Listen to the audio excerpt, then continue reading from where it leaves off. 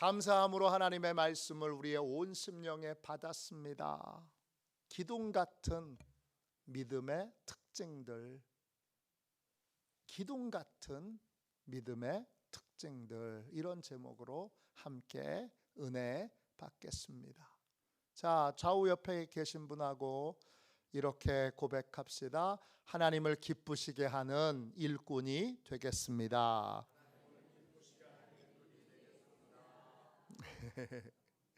네, 우리 다른 분하고 한 번만 더 인사합시다. 똑같이 하나님을 기쁘시게 하는 일꾼이 되겠습니다. 할렐루야. 네, 다 절 보세요.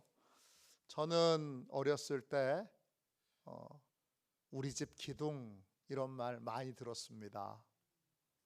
왜냐? 제가 장손입니다. 저 우리 집 기둥 소리 많이 들었고, 제 주변에는 그런 분을 한 분도 만나본 적이 없는데 저는 할아버지에게서 족보도 배웠습니다. 족보책에서 전주희 씨의 가문이 얼마나 위대한 가문인가. 그래서 저희 할아버지 소원은 이승만 대통령을 이어서 전주희 씨가 대통령 되는 게 왕이 되는 거예요. 할아버지 입장에서는. 네. 이시 조선을 회복하는 거예요. 간단하게 말하면 그런 꿈이 있으셨어요. 그래서 저는 관심과 기대를 많이 받으며 자랐어요. 대신 가족들에게 많은 좌절을 드렸어요. 왜냐? 목사 된다고 그러니까. 집안을 일으켜야 되는 네가, 집안을 번성시켜야 되는 네가 왜 목사가 되려고 하느냐, 그러면서 실망하고 아픔을 드려서 개인적으로는 좀 저도 마음이 많이 아팠어요. 제 할아버지에게도 또 나머지 가족들에게도. 물론 다 결국은 예수님을 믿고 하나님의 은혜 가운데 거듭나게 되셨지만 그 전까지는 그런 우여곡절이 있었어요. 영성훈련을 같이 여러 번 섬기면서 기대와 관련돼서는 두 가지의 모습이 있어요. 가족들로부터, 부모로부터 너무 과도한 기대를 받아서 너무 부담스러워서 상처가 됐던 사람들이 있어요. 그래서 채워줘야 되잖아요. 부모님이 기대하는 만큼 채워줘야 되니까 그것 때문에 막 힘들었다고 우는 남자 청년을 본 적이 있어요. 반대로 기대에 대해서 어렸을 때 부모로부터 어떤 기대도 받지 못했던 것 때문에 상처가 돼서 정말 눈물 콧물을 펑펑 흘며 우는 여자 청년을 만난 적도 있어요. 기대가 너무 많은 것도, 또 기대가 전혀 없는 것도 우리에게 참 큰 부담이 되고 상처가 됩니다. 그 기둥이라는 말이 여러분 성경에도 나옵니다. 오늘 본문에 나오죠. 제가 집안의 기둥이라고 불려졌던 것처럼 예루살렘 교회에는 교회의 기둥이라고 불려졌던 세 사람이 있어요. 갈라디아서 2장 9절입니다. 또 기둥같이 여기는 야고보와 게바와 요한도 그랬어요. 예루살렘 교회에는 기둥이 세 개가 있었어요. 하나는 야고보라는 기둥이었고, 또 하나는 게바, 베드로라고 하는 기둥이에요. 베드로라는 말의 뜻은 반석이라는 뜻이에요. 반석을 헬라어로 부를 때 베드로고, 그리고 이스라엘 백성들 중에는 히브리어만 쓰는 것이 아니라 아람어를 쓰는 사람들도 있었어요. 아람어로 반석이라고 부를 때 그게 게바예요. 그러니까 헬라어를 주로 쓰는 사람은 베드로를 베드로라고 불렀고, 아람어를 주로 쓰는 사람은 베드로를 게바라고 불렀던 거예요. 게바와 베드로는 같은 이름이에요. 또 한 사람 있죠. 그 사람이 바로 요한입니다. 야고보, 베드로, 요한, 이 세 사람이 기둥이에요. 기둥이 뭘까요? 믿음직스러운 일꾼이라는 뜻이죠. 믿을 만한 일꾼이라는 뜻이죠. 어떤 상황에도 견뎌내고 이겨내고 함께 짐을 짊어질 그러한 일꾼이 기둥이죠. 제 친구 목사님 중에 교회에 큰 어려움이 있었어요. 그 친구 목사님 교회도 꽤 큰 교회인데 이분은 장로님들에 대한 부정적인 생각이 많이 있었어요. 교회 장로는 비판만 하고 교회를 협력은 안 하고 막 그런 식의 장로님에 대한 부정적인 그러한 생각들이 있었는데 교회 어려운 일이 생기니까 혼자서 짊어져야 되니까 너무 힘들었어요. 그래서 제가 가서 얘기했어요. 장로님들에 대하여 그렇게 비토하고 부정적으로 생각하고 부정적으로 말했던 거 얼른 회개해. 장로님 있어야 돼. 혼자서 막 그 무거운 짐을 짊어지고 교회를 끌고 나가려니까 너무 지쳐있던 그 친구가 눈물을 툭툭 흘리면서 고개를 끄덕끄덕하면서 내가 잘못했어 그러더라고요. 교회에 함께 짐을 짊어지고 갈 사람들이 있어야 돼요. 그 대표적인 게 목사님이고 그 대표적인 평신도 지도자가 장로님들이에요. 좋은 장로님들이 있어야 되고 장로님들은 없어야 되는 게 아니라 좋은 장로님들이 많이 세워져서 같이 짊어지고 있어야 돼요. 같이 짊어지고 있으면 덜 힘들잖아요. 같이 짊어지고 있으면 그래도 의지가 되고 위로가 되잖아요. 장로님들이 그런 분들이에요. 또 속장님들, 우리 감리교는요 평신도 지도자는 속장이에요. 원래 장로님이라고 하는 이 직분이 늦게 들어왔어요. 옛날에 초창기 감리교는 속장, 인도자, 이분들이 지도자예요. 이분들이 더 발전해서 평신도 설교자가 되는 거예요. 그러니까 교회에는 좋은 일꾼들이 있어야 돼요. 좋은 일꾼이 있는 교회가 좋은 교회예요. 좋은 일꾼이 어떤 일꾼이에요? 기둥 같은 일꾼이에요. 좋은 교회는 좋은 일꾼이 있는 교회가 좋은 교회예요. 건물이 좋고 시설이 편하고 주차장이 넓고 그건 부차적인 거예요. 핵심은 좋은 일꾼이 있어야 돼요. 여러분 모두가 다 저도 좋은 일꾼 되고 우리 교회 장로님들, 권사님들, 집사님들 또 우리 청년 지도자들, 청년들도 좋은 지도자들, 좋은 기둥 같은 일꾼들이 돼야죠. 청년들이 막 펄펄 뛰어다니는 그런 교회는 얼마나 생동감이 넘쳐요.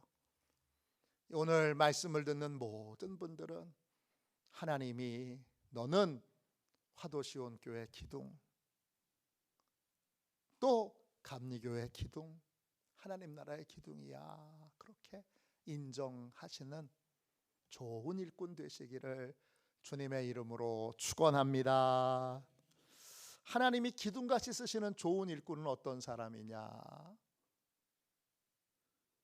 그냥 내가 좋은 일꾼이야 그런 건 의미가 없어요. 하나님이 좋은 일꾼이라고 인정해 주시고 좋은 일꾼이라고 칭찬해 주시는 사람이어야 좋은 일꾼인 거죠. 하나님이 쓰시기에 편해야 좋은 일꾼이죠.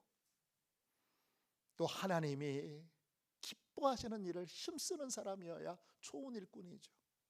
하나님이 좋은 일꾼이 어떤 사람이냐? 오늘 사도 바울의 이 한 절의 말씀을 통하여 좋은 일꾼이 어떤 사람인가 이걸 우리에게 알려주고 있어요. 네 가지만 함께 소개할게요. 임원 교육처럼 들으세요. 제가 간혹 임원 교육을 가는데 앞으로는 이 본문을 가지고 가야 되겠다 생각하고 있어요. 좋은 기둥같이 쓰시는 좋은 일꾼 첫 번째 특징은 뭐예요? 네, 한결같은 자세와 태도를 가지고 있는 사람이 좋은 일꾼이에요. 막 요동하는 사람, 누가 어떤 말 했다고 막 요동하고, 좀 어렵다고 막 요동하고, 그런 사람 좋은 일꾼 아니에요. 좋은 일꾼은 어떤 사람이냐? 한결같은 태도와 자세로 하나님께 순종하는 사람이에요. 기둥이라는 말이 헬라어로 스툴로스예요. 스툴로스. 기둥이 해야 되는 중요한 일은 뭐예요? 버티는 거예요. 지지하는 거예요. 좋은 일꾼을 왜 하필이면 기둥이라고 부를까? 주님이 일을 맡기셨는데 일을 맡겨놓고 나서 맡긴 하나님이 편안해야죠. 일을 맡았는데 더 걱정스럽게 그 일을 맡고 나서 막 요동해요. 작은 일만 생겨도 누가 기분 나쁜 말을 했다고 막 요동하고, 누가 상처되는 말을 했다고 또 막 요동하고, 또 요즘 나를 인정해주는 사람 없다고 막 요동하고, 그런 사람은 좋은 일꾼이 될 수가 없어요. 좋은 일꾼의 가장 중요한 특징은 뭐예요? 한결같이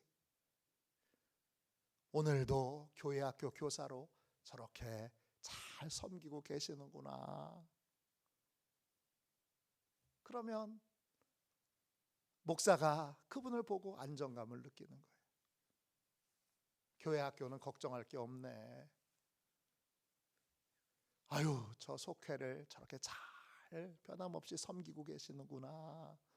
저 속회는 걱정할 게 없네. 저 선교회는 저렇게 잘 회장님과 총무님이 저렇게 잘 섬기고 계시네. 걱정할 게 없네. 이게 좋은 일꾼인 거예요. 그게 기둥 같은 사람인 거예요. 예루살렘에는 3명의 기둥이 있잖아요. 야고보라고 하는 기둥은 뭐 하는 사람이에요? 중보기도에 힘썼던 기둥이에요. 야고보의 별명이 뭐냐? 야고보는 12제자의 야고보가 아니라 예수님의 동생 야고보예요. 이 야고보 사도의 별명은 낙타무릎이에요. 2세기 기독교 역사가 가운데 헤게시푸스라고 하는 분이 있어요. 그분이 야고보의 기도 생활을 이렇게 설명했어요. 그는 홀로 성전에 들어가곤 했습니다. 그곳에서 그는 늘 무릎을 꿇고 백성들을 위해 사죄의 기도를 드렸습니다. 그가 얼마나 자주 무릎을 꿇고 백성들의 죄를 용서해 달라고 간구했는지 그의 무릎은 낙타의 무릎처럼 딱딱하게 굳어 감각을 잃을 정도였습니다. 무릎을 얼마나 꿇었는지, 무릎이 딱지가 않아서, 그래서 낙타 무릎처럼, 낙타도 짐을 싣기 위해 무릎을 꿇잖아요. 무릎을 꿇고 짐을 싣고 또 일어나고, 그러니까 그 무릎이 딱딱하게 굳어 있는 것처럼 야고보는 그런 기도의 무릎을 꿇었다는 거예요. 기도하는 자리에는 항상 야고보가 있는 거예요. 교회 기도할 문제가 있으면 항상 야고보가 기도하고 있는 거예요. 기도의 자리에 언제나 변함없이 기도하는 삶을 살았던 기도의 일꾼이, 기도의 기둥이 야고보예요. 그 다음 베드로는요. 베드로는 전도 사역의 기둥이에요. 베드로는 그 이름이 반석이에요. 굳건한 믿음으로, 흔들리지 않는 믿음으로. 그 당시에 전도하는 게 얼마나 많은 박해가 있어요. 어려움이 있어요. 많은 박해와 어려움에도 흔들림이 없이 전도의 자리에 항상 있던 사람이 베드로예요. 그래서 전도하는 자리에, 복음 전하는 자리에는 항상 누가 있어요? 베드로가 있는 거예요. 그 사람이 전도의 일꾼이에요. 전도의 기둥이에요. 요한은요, 섬김의 기둥이에요. 요한의 원래 별명은 천둥의 아들이에요. 화가 많은 사람이에요. 이 사람 원래 이름을 자녀들 이름 가운데 제일 많은 성경 이름은 요한이죠. 그 요한은 처음에는 천둥의 아들이었는데 성격이 불같은 사람이었어요. 화를 불같이 내는 사람이었는데 성령 받고 나서 낮은 자리에서 묵묵히 섬기는 섬김의 사람이 됐어요. 성령님이 그렇게 바꿔놓으셨어요. 예수님이 육신의 어머니 마리아를 누구한테 부탁했어요? 요한에게 부탁했어요. 네 엄마다.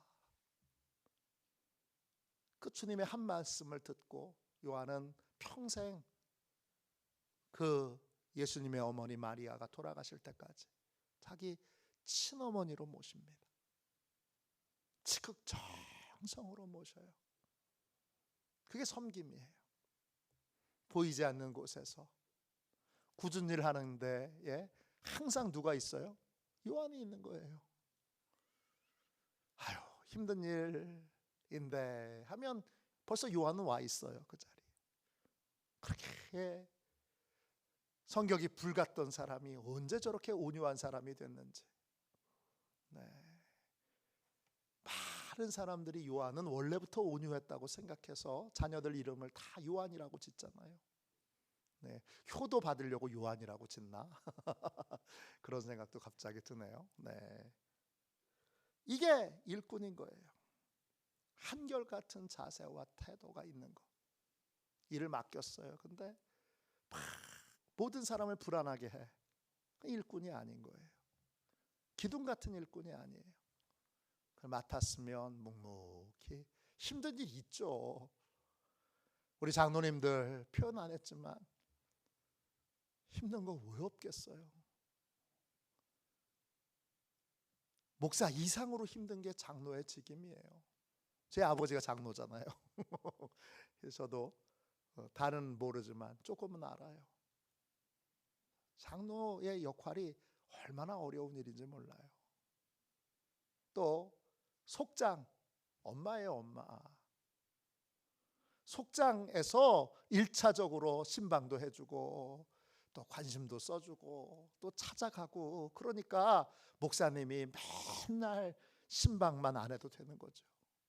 속회에서 일단 속장님하고 인도자님이 그 안에서 아빠 역할, 엄마 역할을 해주시니까 가서 목사님 기도하기 전에 먼저 속장님 가서 기도해주고 인도자님 가서 기도해주고 가서 또 시시콜콜 하는 그 얘기 그거 다 들어주고 집안이 지저분하면 청소해주고 음식 없으면 음식 만들어서 아유 음식을 너무 많이 했나 봐 그리고는 갖다 주고 그렇게 엄마 역할을 막 하는 거예요. 우리 교회도 우리 속장님들 인도자님들이 얼마나 잘하는지 너무너무 감사해요. 속회 보고를 볼 때마다 감사하다. 요즘 도시는요 다 그런 건 아니지만 많은 교회들이 속회가 안 모여요. 교회가 예배 출석 인원이 한 200명 250명 되는데 속회 모이는 사람이 15명 그래요. 그게 보고서에 나오잖아요. 주보에. 그 주보를 볼 때마다 그 목사님이 얼마나 속상한지 그 주보에 안 실을 수도 없고 우리 교회는 이제 헌금 내역도 실는데 많은 교회들이 이제 헌금이 주니까 헌금 내역 안 실어요. 근데 속회 보고는 안 실을 수가 없잖아요. 속회 보고에 한 250명 모이는 교회면 작은 교회가 아니잖아요. 그런데도 속회가 15명 막 이래요. 다 공난이에요. 그러면 그거 보면 마음이 얼마나 아파요. 그러면 그 속회가 잘 운영이 안 되면, 그러면 속장님, 인도자님이 엄마 역할, 아빠 역할을 안 하고 있는 거잖아요. 그럼 다 누가 그 아빠 역할, 엄마 역할을 해야 돼요? 부교역자가 하든지 아니면 목사님이 해야 되는 거죠. 불이 나게 일주일 내내 신방하며 다녀야 되는 거예요. 그럼 뭐 설교 준비는 언제 하고, 그냥 단순하게 설교 준비가 아니라 성경 자체를 깊이 연구하려면 시간이 많이 드는데 그걸 언제 그렇게 하겠어요? 그러니까 설교 준비도 약해지고 메시지도 약해지고 교회 영적인 힘도 약해지고. 왜 맨날 목사님이 상처받았어요, 아파요, 뭐 힘들어요, 괴로워요, 다 찾아다녀야 되니까 얼마나 힘들어요. 그러니까 속장님과 속회 인도자님이 너무 중요하고, 잘 이루어질 때 저는 속으로 늘 감사하죠. 하나님 감사합니다. 좋은 속장님 세워주셔서, 좋은 인도자님 세워주셔서 감사합니다. 그렇죠? 또 여러분들한테 다 설명드릴 수 없지만 속장님이 하시는 많은 일들이 있어요. 또 인도자님들이 하시는 많은 일들이 있어요. 저희 교회는 인도자님들이 아주 특별히 또 잘해요. 다 헌신하는 내용들을 일일이 설명할 수 없지만 많은 일들을 합니다. 감사하죠. 그거예요. 그렇게 한결같은 태도와 자세로 묵묵히 섬겨줄 때, 그때 기둥 같은 일꾼이라고 부르는 거예요. 어느 목사님이 유럽 여행을 갔어요. 유럽에는 뭐가 있죠? 막 몇백 년씩 된 성당이 있잖아요. 와, 그 성당 보는 것만 해도 너무 감동적이에요. 거기에 그 스테인드 글라스에 그 걸로 햇빛이 쫙 비춰지면 얼마나 경건하고 아름다워요. 그 기둥을, 그 또 유럽의 또 성당에 또 기둥들이 많아요. 그 기둥들이 웅장하게 세워져 있는 걸 보면 정말 감탄에 감탄을 하게 됩니다.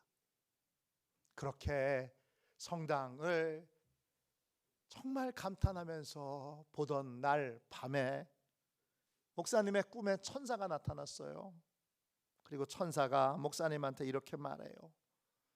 니네 교회에도 교회를 떠받치고 있는 그러면 황금 기둥이 있다. 그래요. 내가 섬기는 교회를 떠받치고 있는 황금 기둥을 보여줄게. 그리고는 따라오래요. 그래서 따라갔더니 어디 큰 기둥인 줄 알았는데 저 눈에 보이지 않는 낡고 작은 돌기둥 앞에 서 있더래요. 목사님이 천사한테 물었어요. 저 구석에 있는 저 작은 돌기둥이 황금 기둥입니까? 그러니까 천사가 미소를 지으면서 고개를 끄덕끄덕 하더래요. 저 기둥은 아무도 찾지 않는 밤마다 눈물로 교회를 위해 기도하는 과부의 기도와 헌신으로 세워진 기둥이란다. 사람들의 눈에는 보이지 않지만 하나님이 보시기에 이 기둥이 교회가 무너지지 않도록 떠받치고 있는 진짜 황금 기둥이란다. 그러셨다는 거예요. 사람이 주목하여 보는 기둥과 하나님이 주목하여 보는 기둥은 달라요. 하나님이 주목하여 보는 기둥은 사람이 보든 안 보든 묵묵히 하나님의 명령에 순종하고 충성하는 기둥이에요. 사람들에게 인정을 받든 안 받든, 또 일꾼이면 욕도 먹잖아요. 오해도 받잖아요. 그거 생겨도 변함없이 사명의 자리, 기도의 자리, 전도의 자리, 순종의 자리, 섬김의 자리, 그렇게 충성을 다하는 사람이 바로 하나님이 쓰시는 진짜 기둥이에요. 제가 부목사로 있었던 금호제일교회는 점심에 국수를 먹어요. 그리고 그 교회는 주방에 봉사를 전담하시는 여자 권사님이 계세요. 그 권사님이 제일 상처받는 날은 언제냐 하면 본문이 마르다 마리아 본문이에요. 자기는 마르다야, 100% 마르다야. 근데 그래서 제가 한번 그 본문으로 다르게 설교를 했더니 그분이 저를 얼마나 좋아하는지, 주방만 가면 저한테는 다른 사람한테 소세지 3개 주면 저는 꼭 5개 줍니다. 근데 그분이 그렇게 얘기하실 때가 많아요. 교회 오면 너무 마리아가 많더래. 예쁘게 옷 입고 말씀에 은혜 받으러 왔는데, 그리고는 설거지, 뭐 교회 봉사, 은혜 받으러 왔는데, 그러면서 음식만 탁 먹고 감사해요 권사님, 그리고 이제 싹 가버리는 그러한 마리아들이 많았어요. 마리아가 진짜 그런 사람이 아닌데 그렇게 오해하고 그렇게 행동하는 분들이 있죠. 근데 이분이 그래서 그 수많은 마리아들을 보면서 상처받아요. 왜? 나는 100% 마르다니까. 100% 마르다인데, 근데 수많은 상처를 받으면서도 재밌는 건, 정말 놀라운 건 그 자리를 계속 지켜요. 상처받으면서 지켜요. 왜?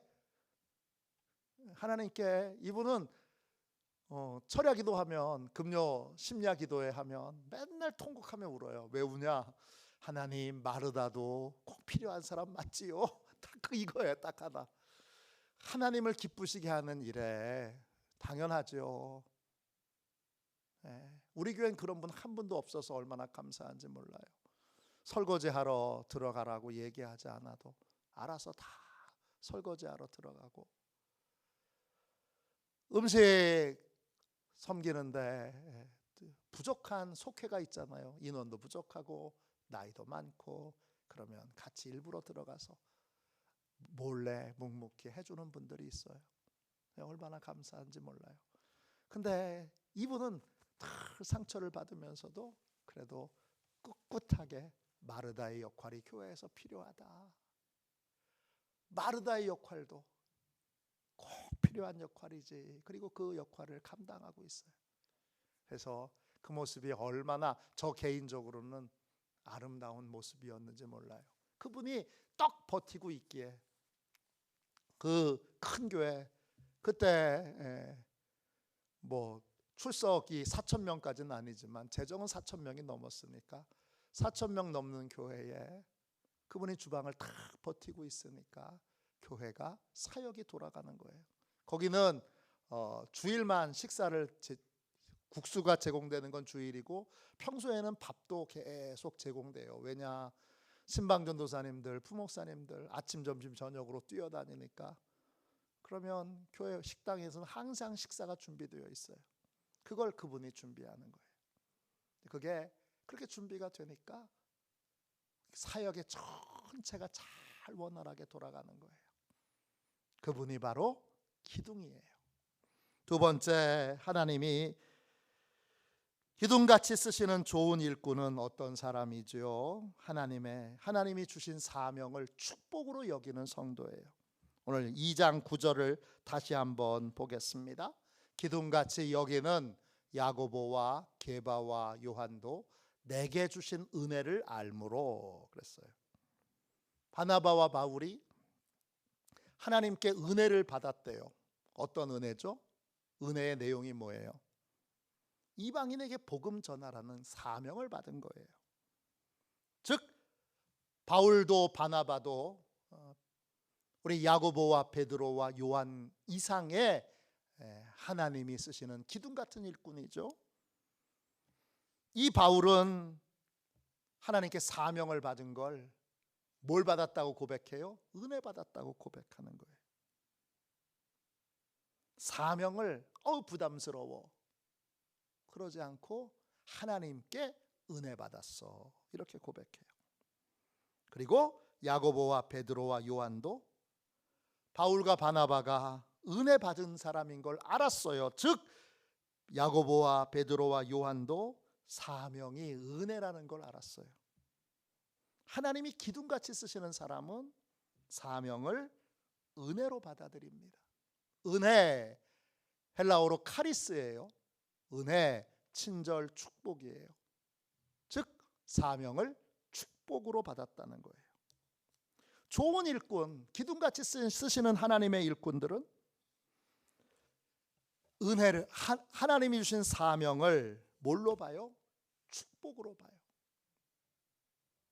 왜? 사명을 받은 사람만이 하나님이 진짜 주시는 기쁨과 보람을 느낄 수 있기 때문이에요. 많은 사람이 인생의 목적을 행복에 둬요. 그런데 진짜 행복의 길은 몰라요. 나 자신을 위해 사는 삶에는 행복이 없어요. 살아보세요. 제가 말씀드린 적 있잖아요. 제 선배 목사님 조카가 있는데 인생에서 자기가 하고 싶은 대로 다 하면서 살았던 사람이에요. 네. 술 먹고 싶으면 술 먹고, 도박하고 싶으면 도박하고, 바람 피고 싶으면 바람 피고, 하고 싶은 거 다 하며 살았는데 암에 걸렸네요. 병원에 우리 선배 목사님이 가서 신방 갔어요. 그리고 이렇게 물어봤어요. 너 네 마음대로 살았는데 행복했냐? 아니 원 없이 자기 멋대로 살았으면 행복해야지. 근데 그분이 고개를 좌우로 탁 저으면서 눈물을 툭툭 흘리더라는 거예요. 자기 멋대로 사는 사람, 자기 마음대로 사는 사람, 자기가 원하는 대로, 욕망대로, 욕구대로 욕구와 욕망을 채우기 위해서 살아가는 인생에는 행복이 없어요. 행복은 언제 오느냐? 하나님께 사명을 받을 때예요. 사명이 뭐예요? 내가 이 땅에 살아가야 되는 이유와 존재의 목적을 찾는 거예요. 내가 왜 이 땅을 살아가야 하는지, 하나님이 날 왜 이 땅에 보내셨는지 그걸 깨달은 거예요. 그리고 사명을 깨닫고 사명을 위해 살면 하나님이 보호해 주신다니까요. 산울로 둘러 하나님이 특별한 보호와 은총으로 보호해 주시고 필요한 걸 공급해 주시고 하늘의 평안을 누리고 하늘의 기쁨을 누리는 삶의 핵심은 뭐예요? 사명을 깨닫고 사명을 위해 사는 거예요. 자기 행복만을 위해 사는 인생, 그 끝은 공허하고 무의미합니다. 내가 뭘 위해 인생을 살았나 싶습니다. 하나님께 사명을 받고 그 사명을 위해 살 때 하나님도 기쁘시게 되고 나도 기쁘게 되는, 그리고 사명을 이루게 되므로 또 섬기는 많은 사람들을 기쁘게 하는 행복한 삶, 가치 있는 삶, 의미 있는 삶을 살게 되는 거예요. 미국의 침례교 목사님 중에 존 파이퍼라고 하는 목사님이 계세요. 그 목사님이 이런 말을 했어요. 사람은 하나님께 영광을 돌리는 순간 가장 큰 기쁨을 얻는다. 하나님께 사명을 받고 사명을 위해 인생을 살 때 그때 하나님이 영광을 받으시죠. 그리고 그때가 진정한 만족과 기쁨을 얻는 때예요. 참된 만족과 기쁨을 아는 사람은 하나님께 사명을 받고 그 사명을 위해서 사는 사람이에요. 목사님이 가서 아유 권사님 너무 감사해요. 그러면 이렇게 말씀하시는 분이 있어요. 아유 하나님이 시켜서 하는 일인데 목사님이 왜 감사하다고 하세요? 저 복 받으려고 하는 거예요. 이렇게 말씀하시는 분이 있어요. 그러면 든든해요. 저분은 목사님이 굳이 가서 칭찬을 안 해도, 굳이 가서 마음을 어루만져 주지 않아도 그래도 하나님 앞에 서 있는 분이구나 생각이 들어요. 사명을 찾으면 그러면 행복이 따라오게 됩니다. 그래서 사명을 발견한 사람, 사명을 받은 사람, 사명을 위해 사는 사람은 복을 받은 사람이고 그 사명이 복이라는 걸 인정하는 사람이 흔들림 없이 기둥의 역할을 할 수 있는 사람입니다. 세 번째, 어떤 사람이 하나님이 기둥같이 쓰시는 좋은 일꾼이죠. 새로운 성도를 진심으로 환영하며 교제하는 성도입니다. 오늘 말씀 2장 9절을 다시 보세요. 조금씩 넓혀서 읽고 있어요. 또 기둥같이 여기는 야고보와 게바와 요한도 내게 주신 은혜를 알므로 나와 바나바에게 친교의 악수를 하였으니 그랬어요. 기둥같이 여기는 세 사람이 이방인에게 전도하고 예루살렘 교회에 온 예루살렘 교회 입장에서는 새로운 사람이죠. 이 바나바와 바울을 이 세 사람 야고보와 게바와 요한이 친교의 악수를 건넵니다. 악수할 때 그 악수는 헬라어로 데시오스예요.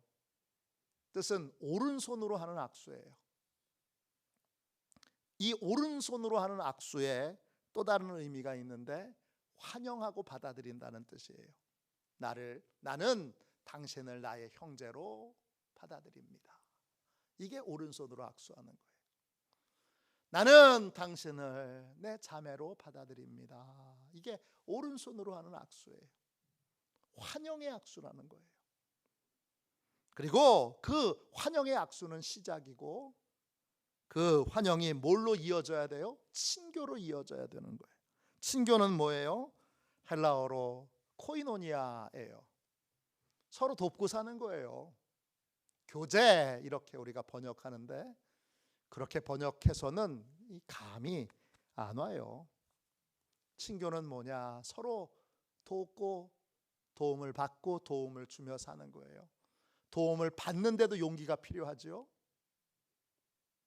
도움을 주는 데는 헌신이 필요해요. 둘 다 부담스러운 일이에요. 도움을 주러 가는 일도 부담스럽고 도움을 받는 일도 부담스러워요. 이게 친교예요. 부담스러워도 도움을 주고 도움을 달라고 부탁하려면 내 부족한 거, 모자란 거, 찌질한 거 이거 다 드러내야 돼요. 쉽지가 않아요. 친교는 그 부끄러운 걸 다 내려놓고 감사함으로 도움을 받는 거고 기쁨으로 도와주는 거예요. 그러니까 교회에 와서 좋은 일꾼, 기둥 같은 일꾼은 어떤 사람이냐? 교회는 항상 새가족이 와야 돼요. 왜? 교회는 전도하라고 있는 곳이니까. 새가족이 매일 오려면 기둥 같은 사람들이 어디에 관심을 가져야 되는 거예요? 새로운 사람들이 불편하지 않도록 편안하게 예배드릴 수 있도록 그렇게 도와줘야 돼요. 그 도움을 어떻게 주는 거예요? 첫 번째는 환영하는 거예요. 아우 잘 오셨어요. 저는 이 교회 누구누구입니다. 저는 이 교회 누구누구 장로입니다. 권사입니다. 집사입니다. 그리고 잘 오셨어요. 환영의 악수를 하고 그 다음에 이 교회 안에서 저분에게 내가 도와줄 게 뭐가 있는지 그걸 세밀하게 살펴서 도와주는 거예요. 눈치에 못 채게 그리고 부담을 덜 갖도록 그렇게 도와주는 거예요. 그게 바로 기둥 같은 교회예요. 기둥 같은 일꾼이에요. 사가족이 오든 말든. 전도에 관심이 없는 교회는 사가족에도 관심이 없어요. 그러면서 맨날 걱정해요. 아우 우리 교회 양로원 되는 거 아니야. 자기들끼리 그럼 모여서 양로원 노릇을 하고 있는데 그 자연히 양로원 되죠. 전도하러 나가야 되고 전도하면 하나님이 사람을 보내주세요. 보내준 사람 어떻게 해야 되는 거예요? 환영해야죠. 환영하는 일꾼이 있어야 돼요. 오든 말든 관심도 없고 누군지도 모르고 인사도 안 하고 인사하는 사람이 한 사람도 없어요. 그런 교회는 영혼 구원에 관심이 없는 교회가 아니고 교회 모양만 갖추고 있는 양로원인 거죠. 추운 겨울날 어느 청년이 하나 교회에 왔어요. 근데 코트를 입었는데 그 코트에서 아주 쾌쾌한 악취가 나요. 청년이 문을 탁 열고 들어오니까 교인들의 눈이 그 청년에로 싹 쏠렸는데 눈은 경계의 눈이에요. 옷이 일단 허름하고 냄새가 나니까 구걸하러 온 거 아니야? 도와달라고 온 거 아니야? 냄새나는 제가 왜 왔지? 이렇게 딱 쳐다보고 있어요. 근데 그 교회에서 제일 존경받는 장로님이 벌떡 일어나서 그 청년이 있는 대로 가는 거예요. 그냥 교인들을 생각하는 거죠. 옳았구나. 저 장로님이 저 냄새나는 애 쫓아내겠구나. 가세요. 네. 저희는 도와드릴 수 없어요. 가세요. 그럴 줄 알았어요. 그랬더니 이 장로님이 그 청년의 손을 꽉 잡더니 자기 옆자리에 와서 앉히네요. 냄새가 심하게 나는데. 그리고 이렇게 속삭여요. 날이 상당히 춥지요. 우리 교회 참 잘 오셨어요. 오늘 함께 예배드리게 되어서 너무 기뻐요. 그러는 거예요. 그리고 옆에서 찬송가도 찾아주고 성경도 찾아주고 설교 말씀도 같이 듣고 청년이 말씀을 잘 알아들을 수 있도록 크게 아멘하고 고개도 끄덕끄덕하면서 리액션도 더 주고 그러면서 같이 예배를 드렸어요. 한 번의 예배로 이 청년의 마음이 녹았어요. 그리고 이 청년이 이제 회개하고 회심하고 나중에 목사님이 됐어요. 그분이 아주 훌륭한 목사님이 되어 나를 변화시킨 사람이 누군가? 그 장로님을 꼽으며 이런 고백을 했어요. 그날 제가 만난 건 차가운 눈총이 아니라 예수님의 따뜻한 품이었습니다. 장로님이 제 몸에서 나는 쾌쾌한 냄새를 개의치 않고 제 곁에 함께 앉아주셨을 때 저는 하나님께서 나 같은 사람도 사랑하신다는 것을 온몸으로 느끼게 되었습니다.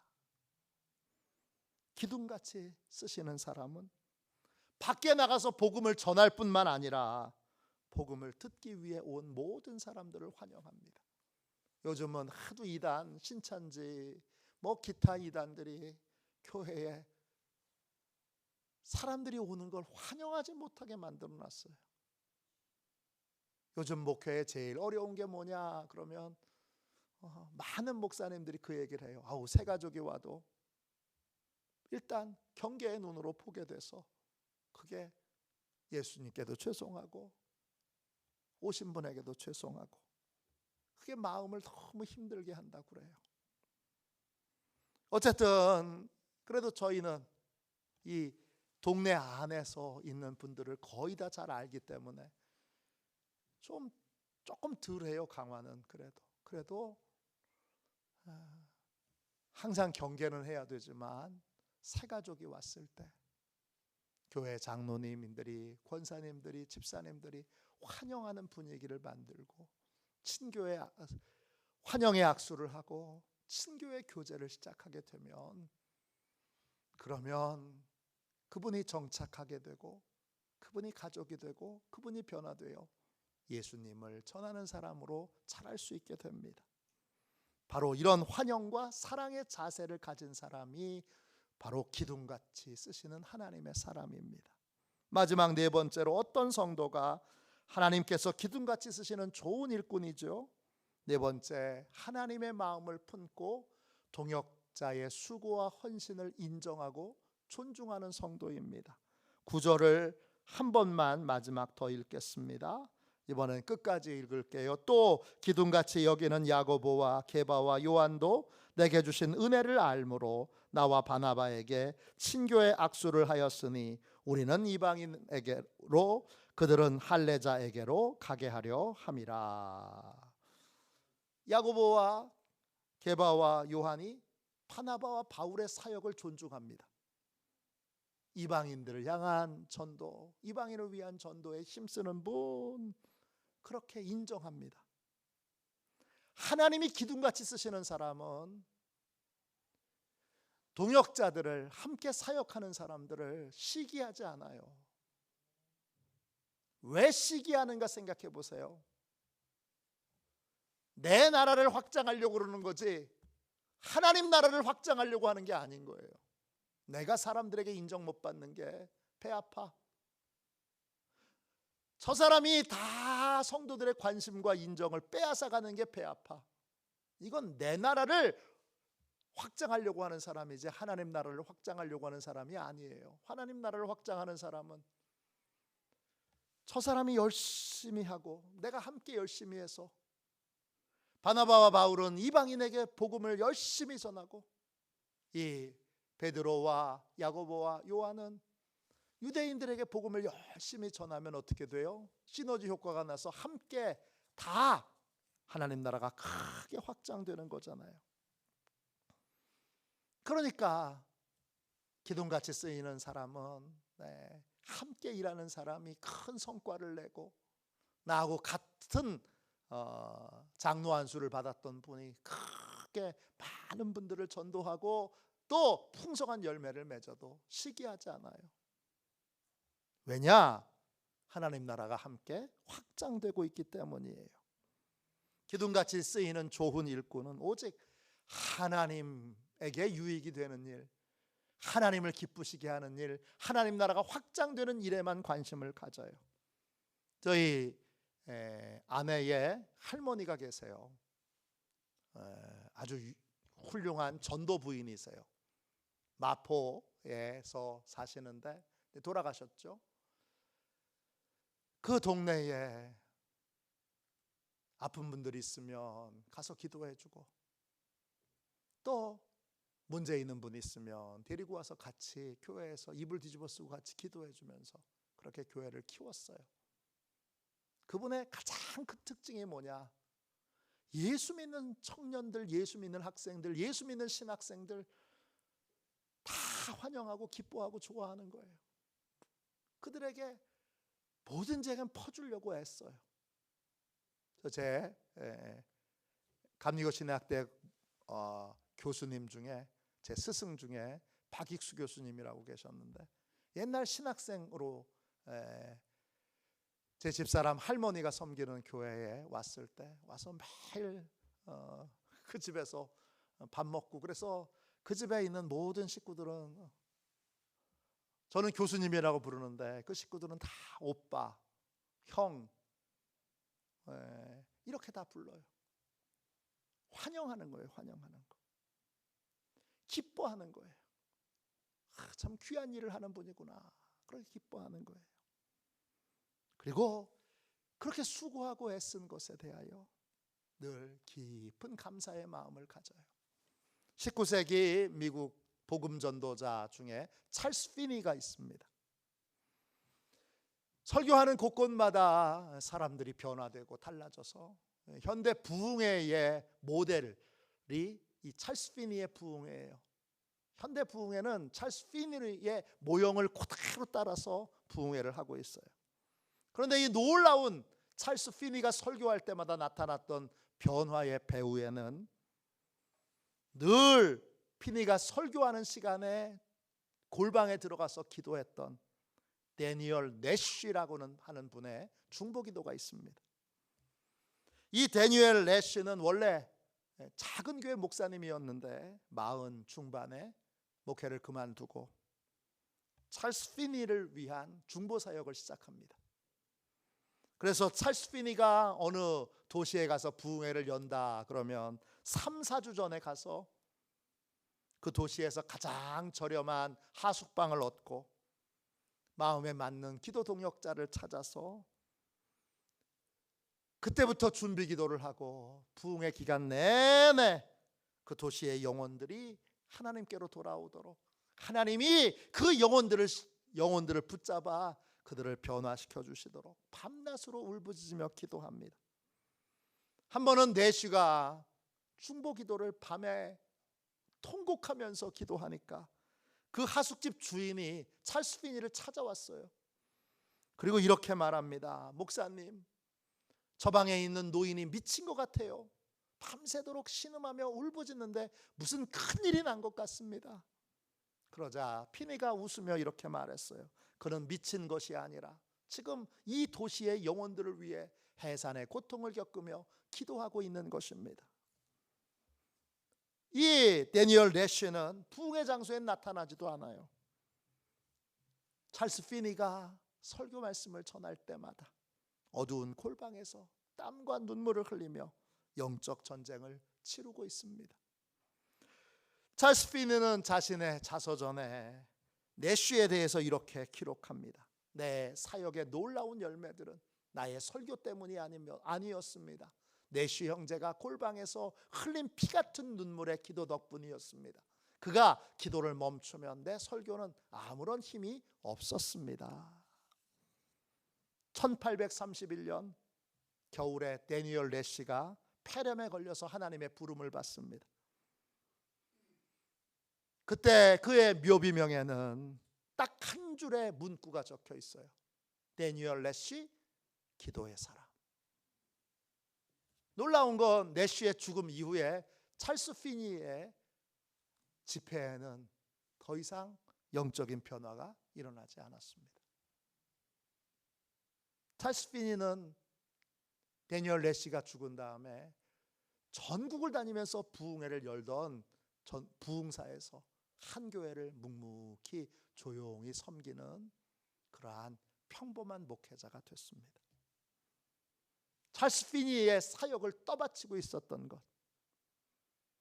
그가 살아있는 동안에 70만 명을 주님께로 인도했다는 그런 기록이 있습니다. 그 강력한 변화의 배후에는 내쉬의 강력한 기도의 기둥이 있었습니다. 기도의 기둥이 사라지자 더 이상 변화가 나타나지 않았던 겁니다. 우리는 이기심을 버리고 다른 동역자가 빛나도록, 다른 사역자가 하나님을 기쁘시게 하도록 도울 수 있어야 합니다. 이기심을 버리고 모든 동역자를 존중하고 모든 동역자가 복된 사역을 할 수 있도록 힘써 돕는 자가 바로 좋은 기둥입니다. 하나님이 기둥 같은 일꾼을 찾고 계세요. 우리 교회도 기둥같이 쓰시는 청년들, 학생들, 또 장로님, 권사님, 집사님, 성도님, 그런 기둥 같은 분들이 많으면 정말 좋은 교회일 거예요. 저는 그런 교회 다니고 싶어요. 모든 부서마다 기둥들이 아유 목사님, 하나님이 시켜서 하시는 일, 하나님이 하라고 해서 하는 일인데요, 저 복 받으려고 하는 거예요. 신경 쓰지 마세요. 그리고는 묵묵히 자기의 자리에서 하나님이 하라고 하시는 일들을 묵묵히 해나가는 그러한 좋은 기둥 같은 일꾼이 있는 그러한 복된 교회가 되었으면 좋겠습니다. 그러한 사람에게 인정받기 위해서 기둥이라는 말을 쓰지 않고 하나님이 기둥같이 여기시는 한결같은 태도와 자세로 일하는 그러한 좋은, 하나님을 기쁘시게 하는 좋은 일꾼 되시기를 주님의 이름으로 축원합니다. 우리 314장 우리 함께 찬양하겠습니다. 우리 이 찬송하고